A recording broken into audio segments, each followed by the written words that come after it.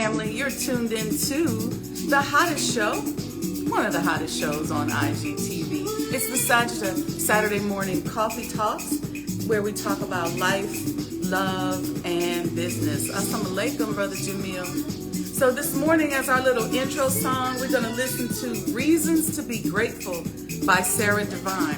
And you know what? I'm going to go heat up my tea. Y'all know what I did this morning? I was up working and I got so into it and I realized, oh shoot, it's time for coffee talks. Good morning, Mom. Assalamu alaikum, Brother Lamont. Peace and blessings. Some of y'all, I figured, probably got turkey hangovers, so y'all was going to be late anyway. Assalamu alaikum, Sister Aletha. All right, peace and blessings. Welcome, everyone. Brother Jamil said, I'm awake this week. Okay, praise be to Allah. Praise be to Allah. Listen, it's gift-giving season, and I encourage you to give Black Muslim this gift-giving season. This is what we got over here. We got He Lives cams. We got He Lives beanies. For you, we got commemorative Elijah coins. These make great gifts because most of us gonna spend, $300 anyway. Listen, this is the way to go. Get one of these. Get you a commemorative Elijah coin and give it away because preservation matters. And it's so important that we're grateful for our ancestors. I've been really studying how our ancestors' DNA just stays inside of us. And the connection between our DNA or our physical bodies and our thoughts. Thank you, Mom. And our thoughts. I think that's interesting.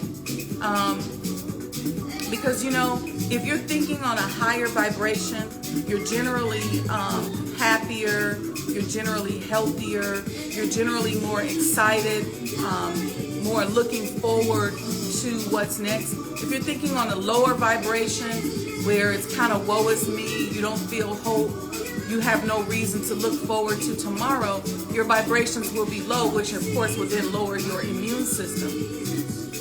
But I think what it also does is, I think we think of it in terms of how it affects us physically right now, right? Like how it lowers our immune system, how it raises our immune system, all the other things that we need to do. But what does it do in terms of activating what our ancestors have deposited in us by way of their thoughts, their struggles, their prayers? How do we access that? And the only way for us to access that is to function at a higher vibration so that we then in turn can connect with matching vibration. Because what happens with our thoughts is that our thoughts are like sun rays, right? So you take the sun, think of the sun, how the rays go out like that. Well, your thoughts emanate from you like that. And when the rays go out, they match with like-minded energy or thoughts. That's why when you think a certain way, you draw something to you. You can think something bad is going to happen, and it will happen. You can think something good is going to happen to you, and it will happen. So if we want to unlock that strength, if we want to unlock that DNA, we have to put that into existence. We have to be grateful for it. So one of the things I'm grateful for is I'm grateful for my ancestors. I'm grateful for all that they've gone through, all that they've survived. I'm grateful for those that I know and those that I don't know. And see, and when I refer to ancestors, I'm not just talking about the slaves. I'm not just talking about the ones I'm conscious of. See, I was looking at a show the other day about Egyptian queens. And I think I saw Hatshepsut, who was into peacocks and peacock colors. And I said, oh, wait a minute, that might have been me. And so, where do we get these things? Why is it that we find synergies? I love bracelets and all this kind of stuff. And I said, well, because I know my DNA goes back to the original kings and queens. That's how far back I know I go and how far back I know you go. We go back to the original God himself. And we have that DNA inside of us. See, what this predatory world has done, it has cut us off from our memory of our past, of where we come from and who we are. And when they cut us off like that, now we function like those animals in y'all house. Can't escape unless Master Father Muhammad come himself to come and get them. I didn't mean to get off on that tangent. Assalamu alaikum, peace and blessings. I just wanted to greet you all and just tell you, listen, mind your thoughts. Be careful what you're thinking about, how you're thinking, who you're thinking about. Be careful about being around certain types of energy. You know, I'm really careful about guarding my energy. That is something that is very important to me. It's a mission that means everything to me. Guarding my energy. And that's what you have to do. So when I look for Allah in everything, I find Him in everything. And when I find Him, I guard it like it's a little baby. And that includes looking for Allah even in my own thoughts. How many of you have studied yourself? Say something in the chat if you've started to study yourself. Because that's important. See, I pay really close attention with, by the way, Allah deals with me, how He handles me. See, because I'm trying to discover my mission, my passion, my place on earth. Why did He bring me here? Why was I a thought in His mind? And what was He looking to express through me? And I encourage you all to do that as well. Because we're all here for a reason. We're all here for a reason. So we've been listening to Sarah Devine, Reasons to Be Grateful.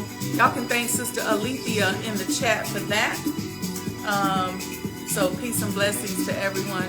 She's like the, sometimes she's a show DJ. You know, sometimes we feel some other vibe. And then other times she'll send over a song and say she likes that. But this one is, she knows I like disco music. And anything with a disco vibe. Y'all familiar with disco?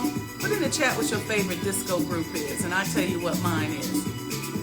I love disco. You know why? Because when I was a little girl, and my mom's on here, not trying to tell y'all business, when they would leave and go to the disco, not to the club or to the bar, but to a disco where they was getting dressed up, and I knew they was out there jamming, I always wanted to go. I used to look at videos of Studio 54, and I would hear Michael Jackson talking about, you know, something on the dance floor, and I was like, oh, I want to go to the disco. And so I just fell in love with disco music. I'm in love with Chic. I love me some Chic. And just their vibe, that Luther Vandross harmony. Did y'all know that was Luther Vandross who told Nile Rodgers to have everybody sing in harmony, in unison and not in harmony? So when you hear that, everybody dance, that's Luther Vandross that arranged those vocals. But I love that. And ever since I was a little girl, I'd be in there, you know, in my room just jamming to me some disco music. But anyway, so I still like disco music because it's happy music.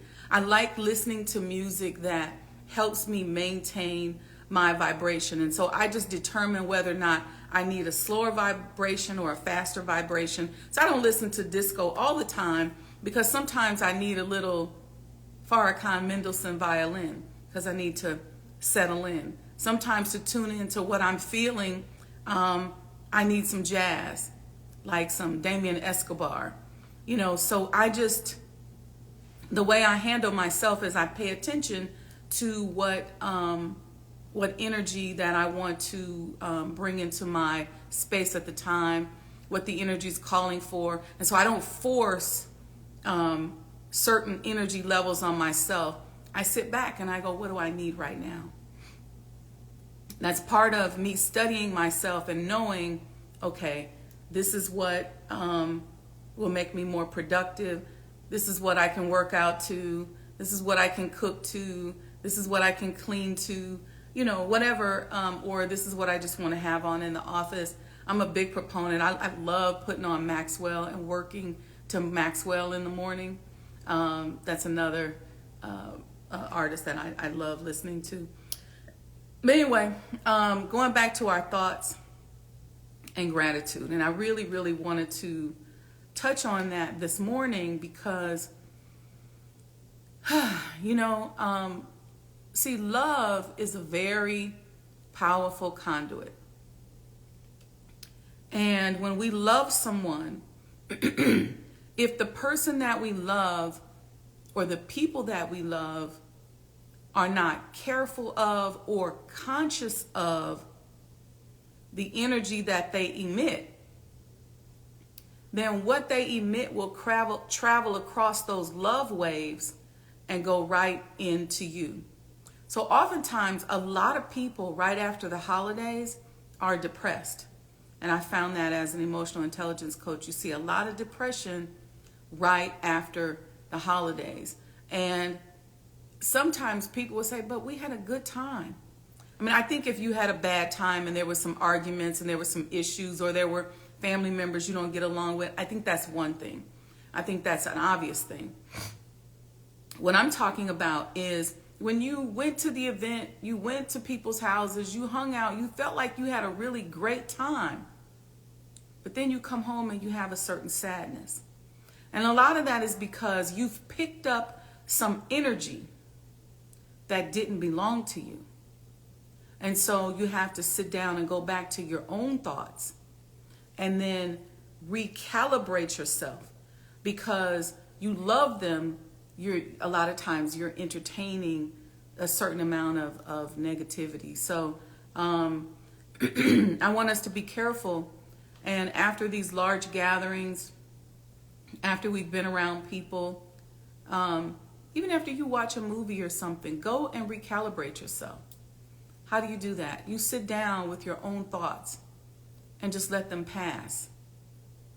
It's a technique that I give to a lot of my students that are my emotional intelligence students. And so I just teach them to let it pass. Discover the options and let the thoughts pass. And speaking of which, everybody on here, make sure y'all go and sign up for the Masterclass Part 2. Okay? No excuses. Click the link in the bio and sign up for the Masterclass Part 2. It's going to be December 2nd, which is Thursday at 7 p.m. We're going to talk about money psychology and emotional fitness. And I thought to group those two together because a lot of times we are good people, but we just don't have a good relationship with money. We just can't figure it out. It's like we're always needing more or wanting more. And the way to deal with that is to understand your emotional fitness levels. Are you in shape emotionally? What is your fitness IQ when it comes to your emotions? Because oftentimes it's those emotions that are tied to our money psychology, and they can usually tank our efforts to make money. A lot of us been out here working for a long time. And when we think about it, we go, man, I don't feel like I have the right stuff to show for how long I've been working. Some of that's perspective. Other times it's emotional fitness. So we're going to pair those two together so that we can help you to figure out what you need to do with your emotional states in order to draw money to yourselves. And it's a deep topic, a very deep topic. I mean, be ready to face some real issues. Be ready to think critically about yourself. Be ready to admit and acknowledge your emotions, because we're gonna dig deep. We're gonna talk about all of that. And I want you to really, really feel what I'm talking about, because emotional fitness, and I think I have a setup in my studio, and we might do something a little bit more intimate so that I'm right here with you all, because this subject is so critical and so powerful. I want to be able to feel your energy. I want to be able to help you to address what your challenges are. So money, psychology, and emotional fitness, we're going to put those two together. So be prepared, be ready, And there's some people on here. I see Aletha giving some hints. She's been through this with me on a one-on-one level. We're going to try to get it through in an hour and a half on how we raise our emotional fitness levels as it relates to money. Because a lot of us are just sick and tired of being sick and tired. We're sick of looking at the news and the outcome of the news. We don't want it to matter to us. Let me tell you something. I'll tell you a thing. Years ago, back when I wasn't doing very well financially, and I used to go to the gas station in my Honda Accord, and I had to use change to get gas. And the person in the gas station be like, oh my God. But I would save up the quarters and be like, oh, okay, I got $10 worth of quarters. Y'all can take this. You know, I ain't have sense enough to go to the store or whatever and try to get a 10. But I remember somebody asking me how much gas prices were. And man, this was back in the 90s when I started working to retrain my brain. And something in me said, I don't want to care what gas prices are. I don't want to care how much the daggone gas is. As long as I got what I need to get where I gotta go, I don't want to care or have to worry about what the gas is. I don't care if they say you got to bring 10 apples to the gas station to get 10 gallons. As long as I got the apples, I don't care if they exchanging it for apples. I don't care if they exchanging it for pennies, as long as I got what I need. And so I started to shift my thinking from the fear-based gloom and doom aspect that we would see on the news and that we talk about so much. And I wouldn't say it out loud all the time. And then after a while, I got bold enough that I said, I don't know what the gas prices are, and I don't really care. That's what I would say. And so even now, when somebody told me, they said, that's your Mary Magdalene attitude, right? Because when Jesus said that Mary took the expensive oil and put it on his head and feet, the other people there in the circle had an issue with her, and they were mad at her, and because they said, why would she do that? You know, it's like when it comes to the messenger's home. I'm going to be smart. I'm going to be frugal. But whatever it takes to make that home competitive with other heads of states, because that's really all we got to compare it to, because we're not going into the homes of the gods. But the top people on earth, to the best of my ability, his home will compete with that.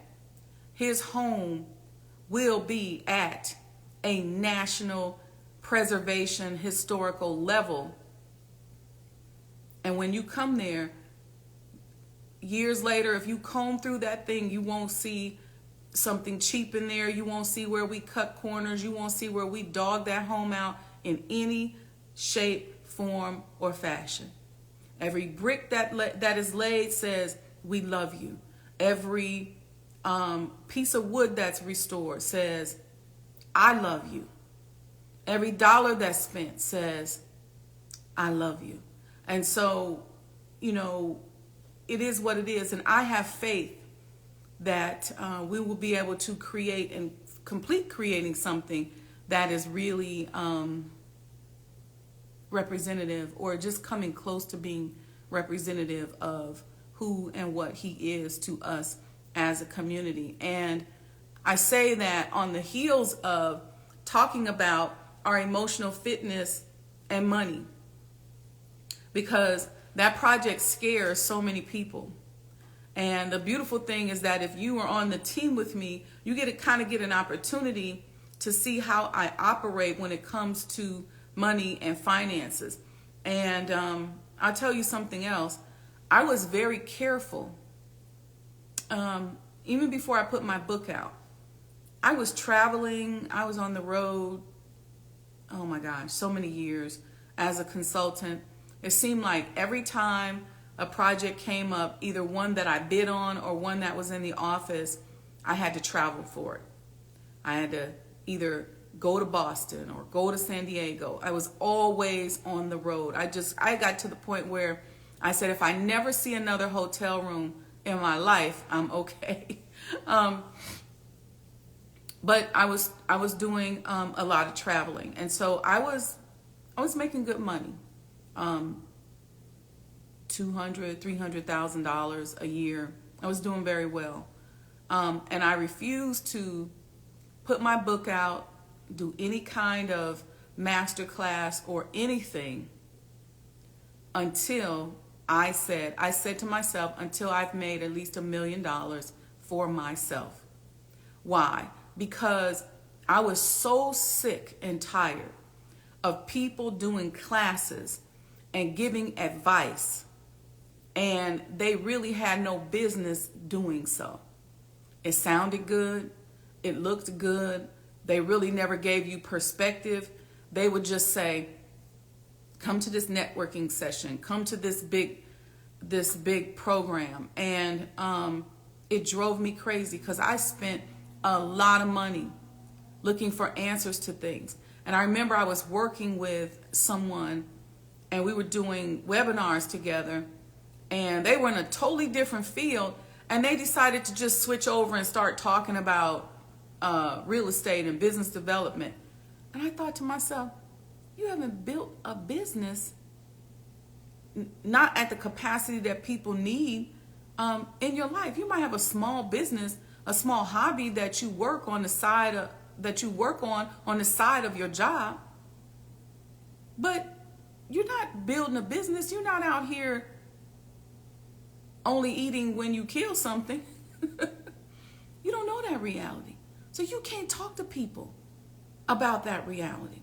And so I said, you know what? To each his own. More power to you. So I started educating people that work with me. If you're looking for a consultant, you're looking for somebody, get you somebody that has receipts, because you will waste a lot of money. And when you out here and you hurting and you struggling and you pushing and you trying to get through with your business, you do not want to hear no half-baked stuff. I know I didn't. When my back was against the wall and I'm looking like I don't even know how I'm going to pay these bills this next month.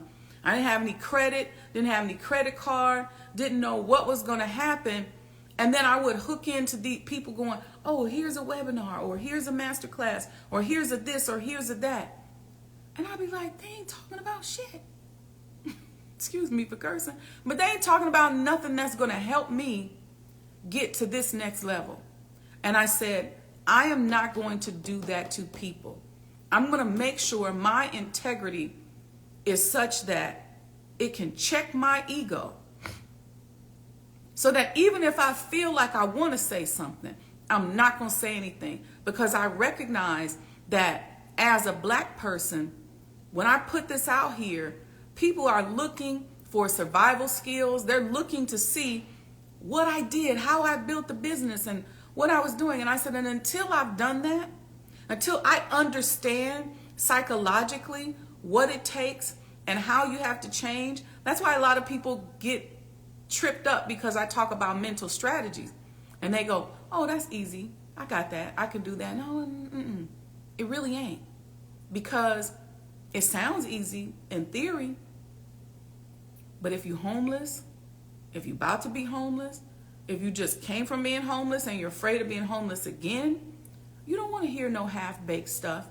So you won't find that in any class that I offer, any mastermind class. If you ask me to speak somewhere, if it's some half-baked stuff, then I bail up out of it.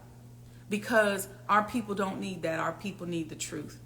And we have a beautiful example of someone who is speaking to us from the truth. And when you step out on that level of integrity, then Allah starts to flow through you, because he knows that he can trust you. So I waited, and people kept saying, when's the book coming out, and what's going on, and where are we at? And I was like, I'm waiting. And so even when I was doing the Mind of an Entrepreneur show, I was doing very well for myself. I would be doing it from like the hotels where I was traveling through and working through all these projects, I only had guests at the beginning. And I said, I'm not going to get on here and talk myself. I'm not going to get on here and have a conversation. I'm not going to get on here and add to another story about myself until I've reached a certain level, and this is just me, that I wanted people to be able to tap into, that I could show them. I don't really want to show you how I paid my cell phone bill, because I'm thinking you could probably figure that out. I wanted to be at this level as a Black Muslim woman in business when I came to you. I wanted to be at that level. And so that's the level in which I bring to you the master classes, the Mind of an Entrepreneur Masterclass. I bring to you over $500 million in projects, and several million on my own. I bring that to you because because most people who are in that position, that have been blessed like that, I started to figure out how to solve problems very early on in my career. If you come to me, I can usually help you figure out a problem relatively quickly. I can build a business relatively quickly. My mind just kind of clicks like that. And I figured out how to do that, but I couldn't figure out how to do it for myself. And I thought about it. I said, why can I build multi-million-dollar businesses and projects for other people, but I can't get my business off the ground?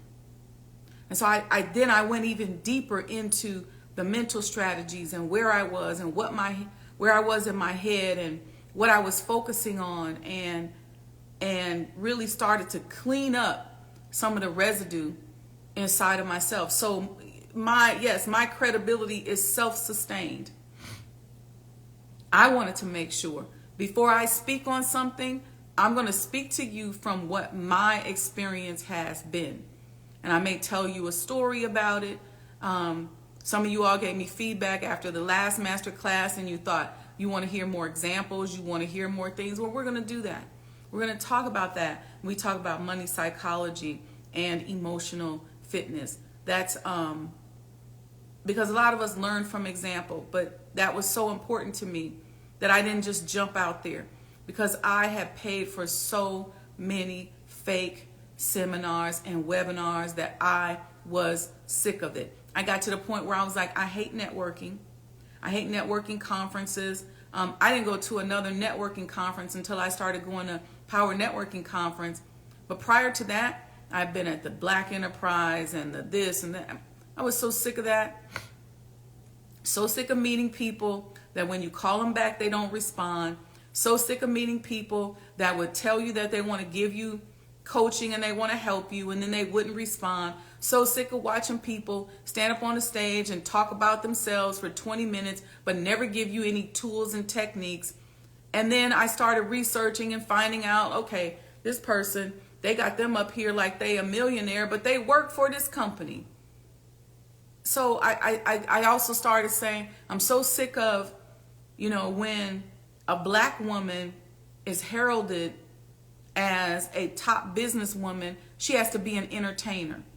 And no offense against my sisters who are entertainers. Y'all know I love to sing and I love music and dance and acting myself.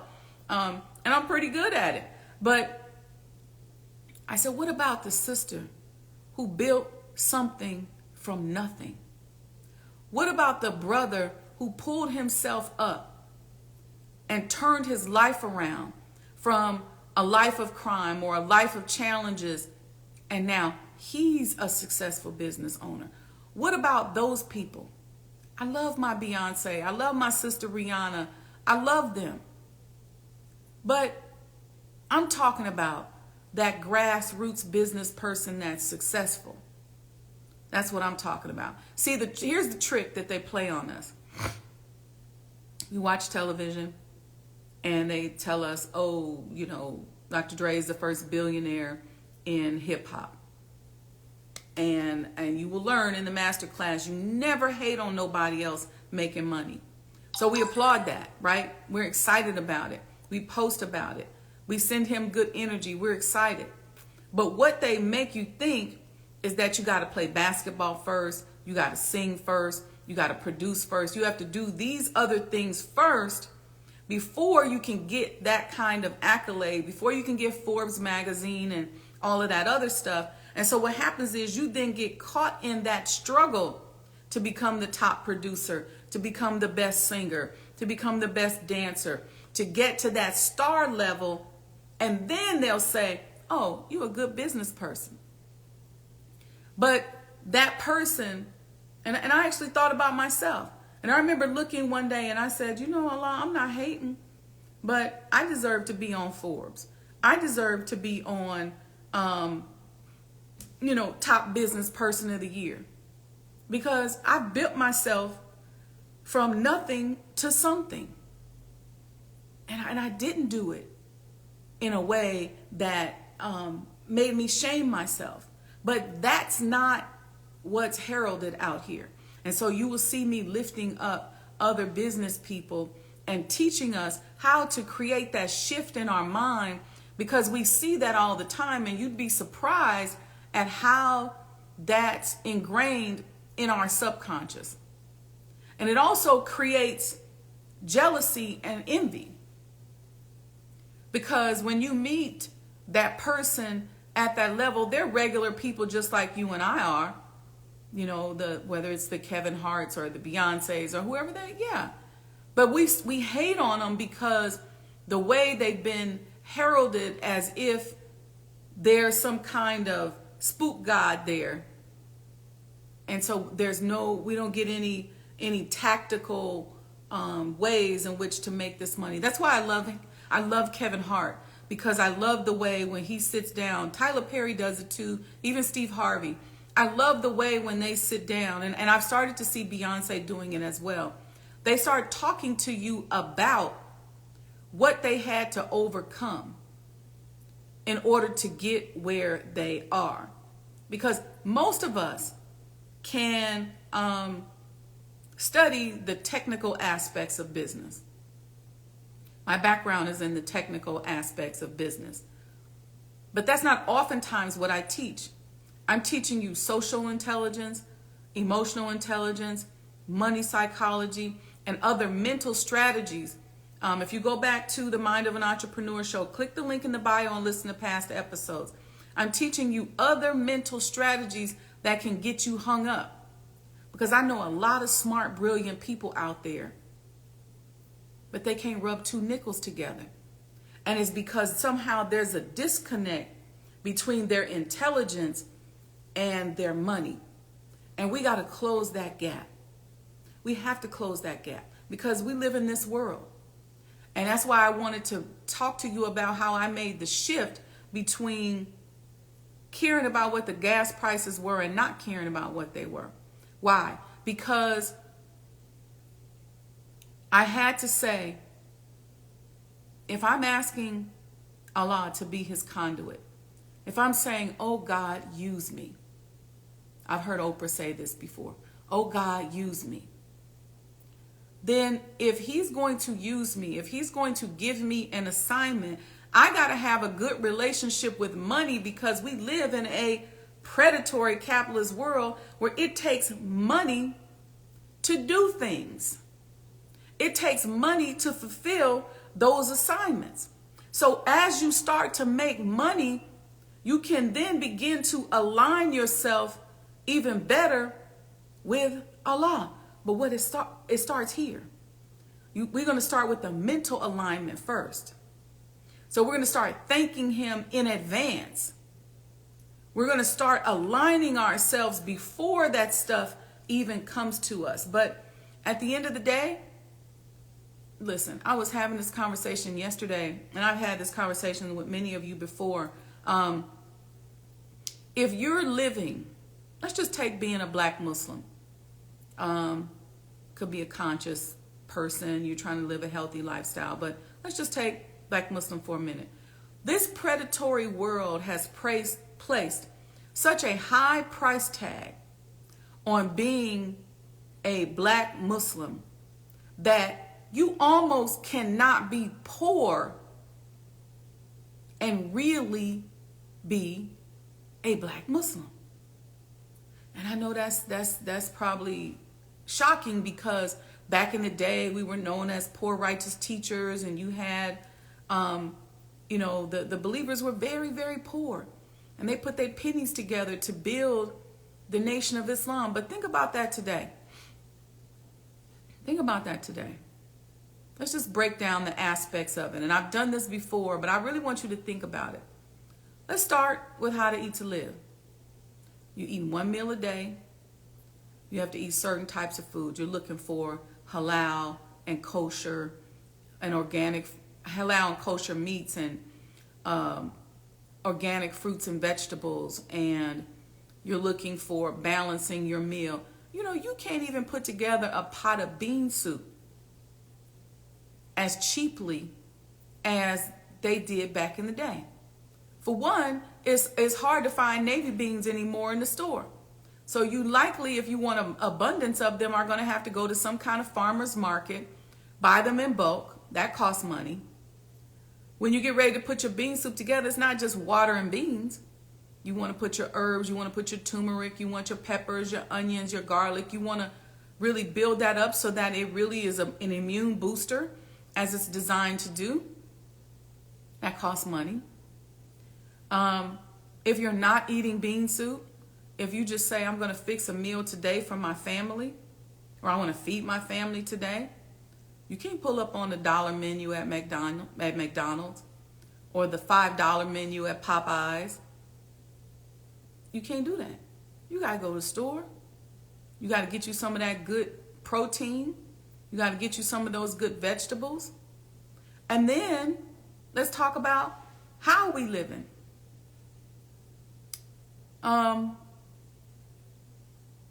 Where do we live? How do we keep our house clean? Well, now we got to sanitize our house. You got to be able to afford a broom and a mop and some stuff to wipe down and sanitize your food and everything that comes into the house. You need a nice, beautiful place a nice, comfortable, at least peaceful place to pray. That costs money. You got to pay a mortgage or rent a month. That costs money. You're not just living outside in the desert somewhere. That costs money. If you want to present in a certain way and look a certain way, brothers got to go buy suits and bow ties and nice shoes and get them shined up or shine them themselves. Sisters got to go find something modest, maybe a uniform or something. That costs money. You can't just drape a sheet over you and go, okay, I'm going. I know the early stages, our riches were conceptual. I'm not even talking about that. I'm just talking about now where the capitalist world has monetized being righteous. And so we have to understand what they've done to being righteous. And so we have to change our relationship with money. It can't be conceptual anymore. It just cannot be. We can't even be on our way anymore. We got to get it right now. Because if you don't get your relationship with money right, people come and kick you out of your house. They come take your furniture. They come take your car. And then it makes it hard. It makes it real hard. Now you got to deal with all this other emotional stuff as you're trying to figure out how to build yourself back up, just so you can practice and do the quote unquote ritualistic things, or the things that we're supposed to do as Muslims. If you want to be healthy and you say, hey, I'm really focused on my health, that costs money. If you want to work out, unless you're good at doing jumping jacks and going outside walking and stuff on your own, you go to the gym. You have a trainer. You watch it on YouTube or whatever you're doing, but that costs money. If you say, okay, I want to eat to live, go back to that. Diet, to maintain the diet costs money. To go to the doctor costs money. Because if you don't have money, then you're going to be subservient to whatever the insurance companies tell your doctor is whatever the insurance companies have defined as treatment for your doctor. You don't have any money. You don't have any access to any knowledge outside of yourself. You don't know how to analyze your situation. You don't know what makes sense. You don't know what you should be doing. So you're going there, you're laying up there, you're at the mercy of them, and this is all because you have no money, or your knowledge base is limited, or your relationship with money is bad. Because if your relationship with money is good, you would not submit your health to what the insurance companies say. I know people that only get treatments if the insurance company pay for it, and it's people with money. And I said, well, you know what? The insurance company is not paying for this, but there's this treatment available. It costs $10,000. They say, oh, hell no. Give me the one that the insurance company pays for. When that might not even be the one that you need. So I'm saying that to say to us that our relationship with money has to change today. It has to change today. It must change right now in order for us to survive out here in this world. Has to change. And let me tell you something else we have to work on. I'm going to save that. Let me save that for the master class. I'm going to save that. In other words, though, I want you to stop worshiping your problems. Let me just say it that way. Stop worshiping your problems. Again, we're not worshiping money. We're not in love with money. We understand money as a means to an end. Money gives you choices. It gives you options. If you have no money, you have to send your children to the public school system down the street. If you got money, you can afford to send them to Muhammad University or any of these other private charter schools that are out here. Some places you can find magnet schools that you can send your children to. However, once they get there, they're going to need money for different things. So money gives you options when it comes to educating yourself and your children. Money gives you options when it comes to optimizing your health. Money gives you options when it comes to dressing and maintaining your appearance. Money gives you options when it comes to determining where you live and what zip code you live in. Money gives you options when it comes to determining how many people you can help, how many people you can assist in life. Money gives us options. We don't worship it. It's just part of what we have as gods. We have money. We have money. Why do we have money? Not because money's a god. We have money because money is what we need in order to be successful in this world. In order to move around in this world, we need money. And as gods, we need what we need. We need this in order to move around, to fulfill our assignments, to help, to be of service, to build buildings, to preserve our culture, to build mosques, to maintain properties. We need money. And so we're going to talk about how we got to stop demonizing money in our subconscious mind. We have to stop that. Because it's one of the things that gods just have. Just like we say gods have beautiful things, money is one of those beautiful things that we have as gods. Because if we're going to separate, if we're going to do for self, we've already asked the United States of America to give us some land of our own. By virtue of their silence, they're denying us, right? So we got to get money together so that we can go out and buy land for our own, build our own communities, build our own territories, so that we don't have to worry about all this police brutality and things like that. We need to pay brothers to police our communities. We need to say, yep, we know we got this beautiful community that's thriving. We want to buy up these houses. We want to make sure that since other people don't understand that the property of a Muslim is sacred, meaning that the property of your brother and sister, whether they claim Islam as a religion or not, but the property of one who submits to the will of Allah is sacred, and you shouldn't be going up in your brother's property stealing stuff. Until we do that, we're going to need our brothers to police the community. well, they're going to have to get paid. Because if they got to take off their job or hold a particular post at night, or when they get off work, or take time away from their family and children, or if we decide this is just their full-time job, they need to be compensated so that they too can have resources, so that they can move around in the world and have options and have choices. Somebody's got to do it. Our healthcare workers in our hospital have to be compensated. They can't come over there and be missionaries and volunteer for free.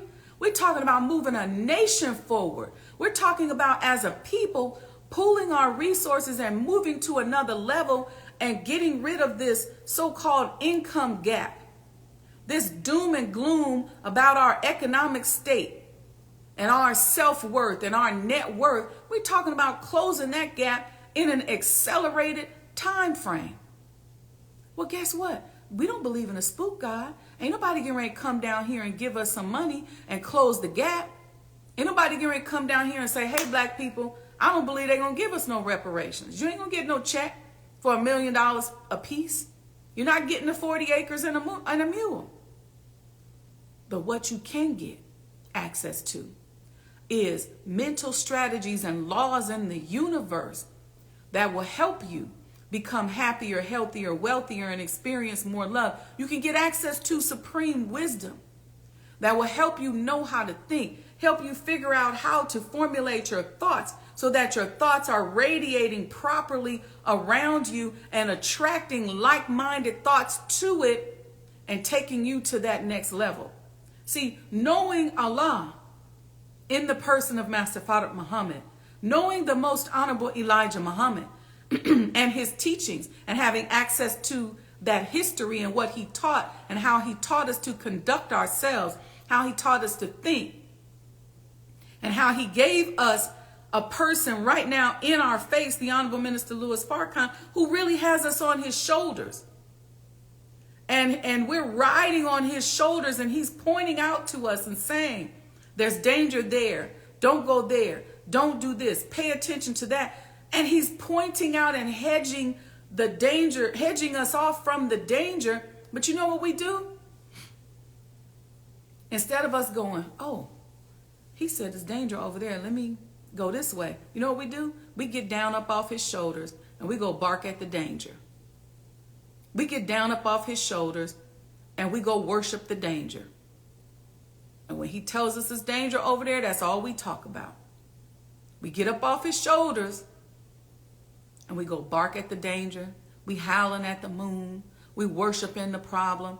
He didn't tell us to do that. He didn't tell us to do that. He gave us the roadmap, the clear message, and said, this way. So what you should do is go that way until he gives you some more information. See, that's how you deal with the wisdom out here.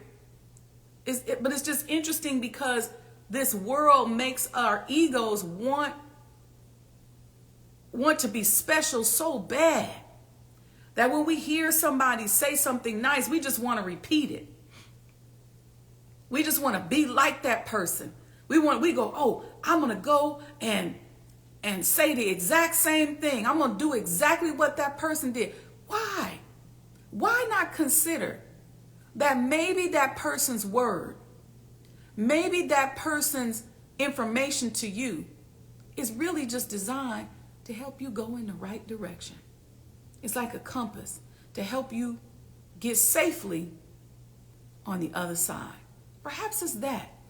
Perhaps it's not for you to get down off the ass, get down off the horse, get down off the minister's shoulders, get down off of somebody who's trying to help you, get down off of their back and say, look at that danger up there. Ain't it beautiful? I'm just going to stand here and just bark at it. I'm going to stand here and just yell at it. I'm going to stand here and just worship it.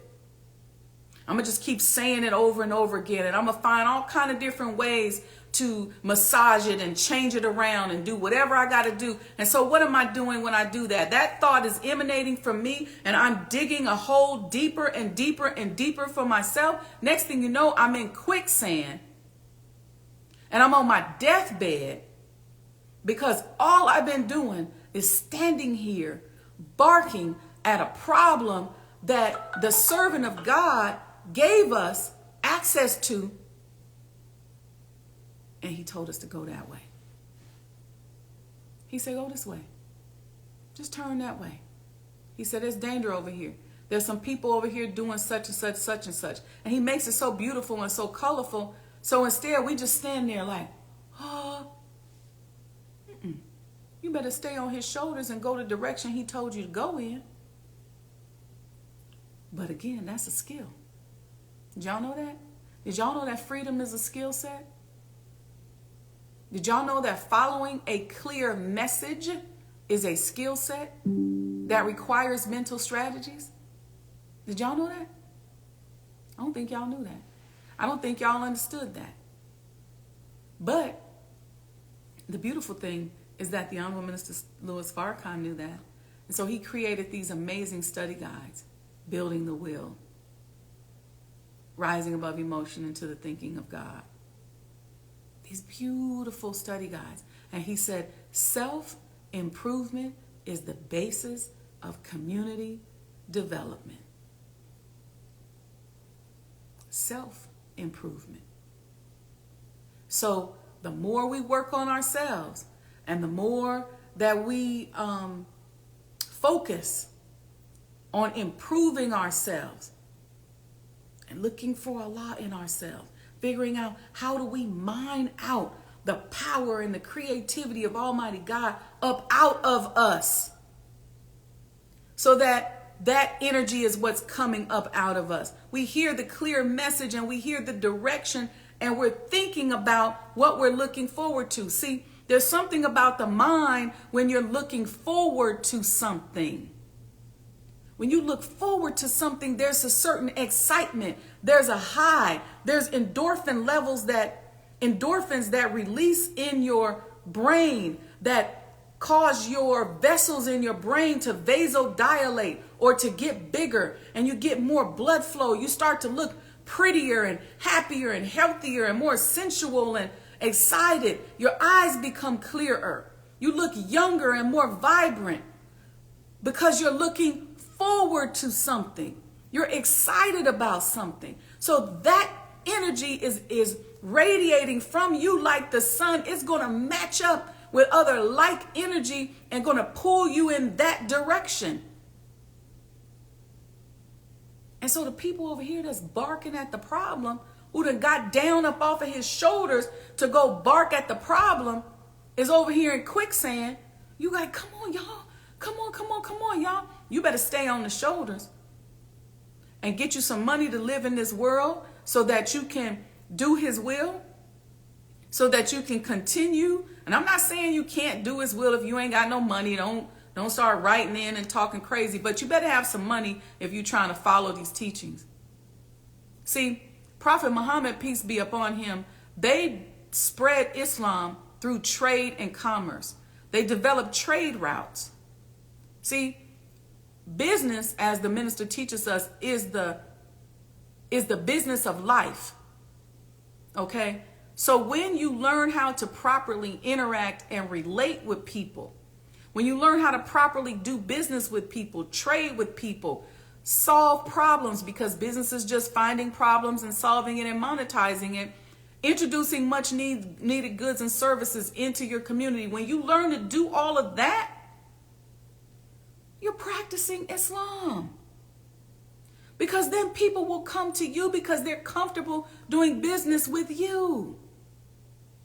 That's why we're working so hard with the Black Muslim Business Directory, offering you business coaching sessions and figuring out how we can give you more support, give you more love. We're going to be working on giving classes to the directory. There's a team of us. We're working diligently on this because when you become that person, don't forget, Master Father Muhammad came here and he got up in our homes through trade and commerce. So stop getting up off the shoulders and barking at the problem and worshiping the problem and glorifying the problem, and stay up on the shoulders. Get you some mental strategies so you can figure out how to balance yourself up there. Anyway, that ain't even what I planned on talking. I looked up at 6:54. That was not what I was planning on talking about today. But this is what we're gonna listen to today. Oh my God, I did not plan on that. I hope y'all enjoyed it though. That was not what I was planning on talking about. Anyway, we're gonna find this song that I want to hear today. Put something in the chat. Don't chip and dip me. Put something in the chat about how you felt about today's topic. If you register for the masterclass, make sure. That's why I only make it $19. And y'all got me out here with my colleagues in the consulting world mad at me, and it's even messing up my money a little bit, because when people want me to speak, they think I'm gonna be cheap because they see me offering this stuff to y'all for only $19. So we got a couple minutes for this song. Give me a thumbs up in the chat if you enjoyed today. I want you all out here celebrating. Celebrate life. Celebrate yourself. Celebrate and look forward to something. The masterclass is December 2nd from 7 to 9 p.m. Central. Click the link in the bio and you can get registered. The first link, when you click the link in the bio, the first link is the registration for the masterclass. Register, register, register. Money, psychology, and emotional fitness. We're going to get this thing together, y'all. We're going to get this thing together. We're going to stop howling at the moon and getting off his shoulders, barking at problems. We're going to get out here, get us some resources, get us some land and some money so that we can do for self. And I'm looking forward. I'm going to keep my vessels vasodilated because I'm looking forward to the future. I'm high off the future. I'm high off of God. I'm so in love. And that's where I want everybody to be, because that love, that high, is what changes our entire DNA system, and it allows you to tap into the strength of your ancestors. All right, y'all. So don't forget, it's gift giving season. There's a link in the bio. Please support the preservation of the home of the most honorable Elijah Muhammad. Our history matters. We need your help. Offer money, people send in grants and fill out this paperwork. I want to keep the messengers home independent. And I pray that you all want to see that done as well. So we need your support. Click the link in the bio. You can also buy a commemorative Elijah coin. The discount code is HEM4847. I tell people, give them away to your children for the holidays. So I'm going to get out of here. Peace and blessings. Have a wonderful, wonderful, wonderful Saturday. And I'll see y'all at the masterclass, okay, on Thursday.